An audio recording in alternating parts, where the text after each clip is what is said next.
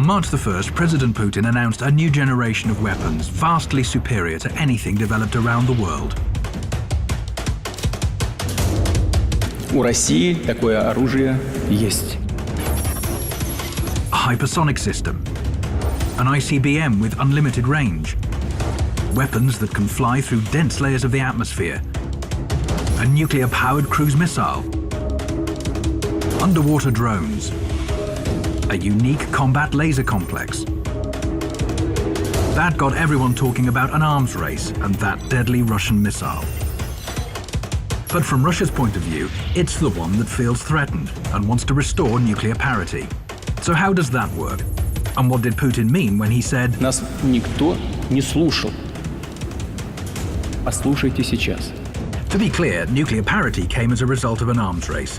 It was provoked by the first and so far only nuclear strike in history, when the US dropped atomic bombs on Hiroshima and Nagasaki in 1945. Estimates put the total number of casualties at up to 450,000. By 1949, the USSR had its own nuclear weapon ready. By 1952, the US tested the first thermonuclear device. A year later, the Soviet Union followed suit. Both sides began to develop ballistic missiles in an attempt to get ahead of each other. The US installed nuclear weapons in Turkey, and the USSR put missiles in Cuba. It was followed by the Cuban crisis, which saw the world teeter on the brink of nuclear war, until Moscow and Washington realized there could be no winners. That's when the period of détente came about. By the early 1990s, it seemed the tension between the two countries was over.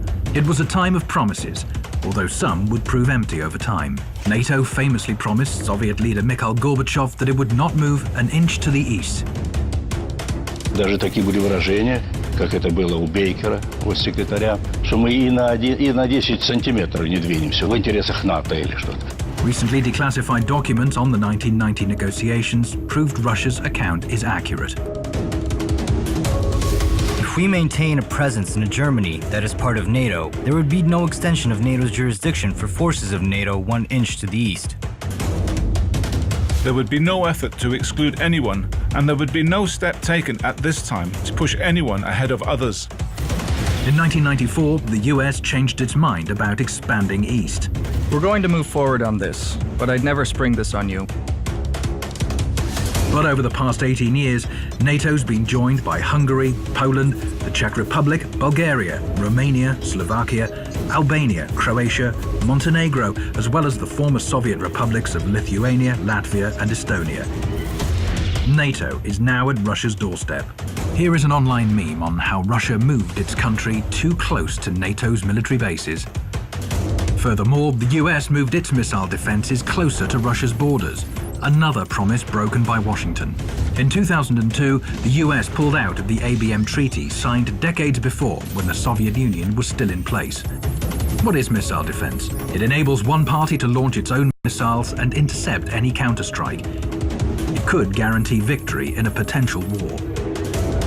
Of course, NATO and the US say their missile defenses are not against Russia, but against Iran and North Korea. But the locations tell another story. Missile defense installations were placed in Poland, Romania, California, and Alaska. They're also planned for Japan and South Korea. Missile defense ships patrol the seas close to Russian territory. Создаются системы, элементы систем противоракетной обороны, что нас очень беспокоит, и мы постоянно об этом говорим в течение 10 лет. Это разрушает стратегический баланс в мире. The balance is disrupted, and Russia, which hasn't ramped up its missile defenses like the US, is facing a deadly danger. Вы же все понимаете, о чем идет речь. Чего молчите-то? Вы все молчите. Ситуация усугубляется, ведь это подталкивает гонку вооружений, новый виток создает. Это же очевидная вещь. Вот мы все время думаем, а как ответить? Мы думаем, совершенствовать систему, значит, преодоления систем противоракетной обороны. Вот это и есть виток гонки вооружений. Russia says it was forced to come up with a weapon capable of bypassing missile defenses in order to restore nuclear parity. The Kinjal MiG-31 can launch hypersonic missiles that can travel at more than 10 times the speed of sound. Thanks to that and their unpredictable trajectory, they are unstoppable. It's an unrivaled weapon. The US doesn't plan to test its hypersonic weapon until 2019. The Avangard hypersonic vehicle can fly at up to 20 times the speed of sound. An ICBM will take it to an altitude of several dozen kilometers, from where it can dive headfirst back to Earth at top speed with aircraft-like maneuverability, dodging any missile defenses. In contrast, when other existing ballistic missiles re-enter the atmosphere, they fly at a preset trajectory, making them easy targets for ABM systems. Sarmat might seem like an ordinary ICBM, but its range is much longer. The legendary Topol-M missiles can only take the shortest route through the ABM systems. Sarmat can travel via the North or the South Pole where there's no missile shield, and it will still hit its target.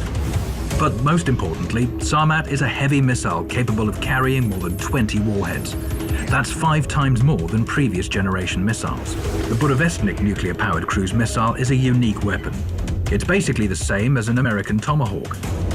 Whereas the Tomahawk's range is limited to 2,500 kilometers because of fuel constraints, Russia's new missile can fly indefinitely. It can take any path to avoid missile defenses. Just like Poseidon underwater drones. Similar to the regular drones we're used to, except these are submarine launched and travel at incredible speeds towards their targets under the sea. They run so deep that no equipment can track them. Even if detected, their high speed prevents them from being intercepted. The new weapons can work together to neutralize any existing missile defense systems. Kinjal can destroy ground-based ABM systems.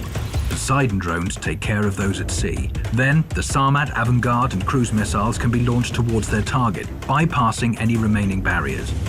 On top of that, there's also a combat laser complex, Peresvet, which is unique because it almost instantly delivers an energy beam to a target and has an unlimited battle reserve. Developing new weapons is not a belligerent move, rather a move to restore parity. Perhaps this time the call for a balance of force and fair treatment all round will be heard. Нас никто не слушал. Послушайте сейчас.